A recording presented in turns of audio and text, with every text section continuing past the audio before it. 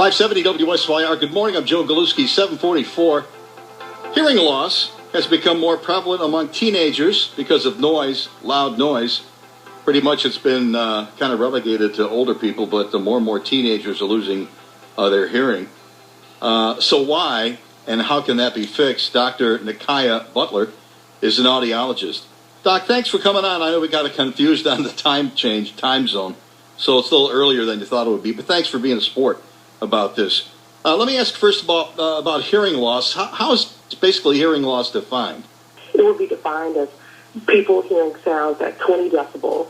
So that would be different pitches of sound. The softest, usually the softer ranges, it would be 20 decibels or softer, you would have normal hearing. Okay, so as far as the young folks go, teenagers, what's the cause of their hearing loss? We're seeing more and more teens have noise-induced hearing loss. So these are people that were born with normal hearing.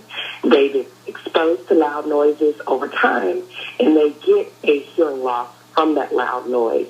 So it's becoming more common with people walking around with iPods and headphones. Right, earbuds, right? Loud music, earbuds, right? Yes, sir. Yes, sir. So what does loud music coming out of an earbud in terms of physically, what does it do to an ear? Oh, okay. Well, there's different parts of the ear that respond to sound. There's these very fine structures inside of the ear called hair cells, and they are very vulnerable. So when they're around loud sounds, over time, they can just basically become damaged from the different loud sounds and decrease your hearing. Okay, so we refer to sounds in terms of decibels. That determines how loud something or soft something is. Decibels that could potentially cause hearing damage, how many decibels do that? Right at 85 decibels, you're getting at a dangerous level. So 85 decibels would be, if you're standing outside on the street and there's a lot of noisy traffic, that's right at 85 decibels. Another example of that would be like a hair dryer. That's very close to 85 decibels. If you're around sounds that loud, you should start to limit how long you're around them because it'll eventually cause damage. Now, when we're listening to our music on the iPods, when you look at the volume bar, right, we see the volume bar. What should the volume hit and not go above?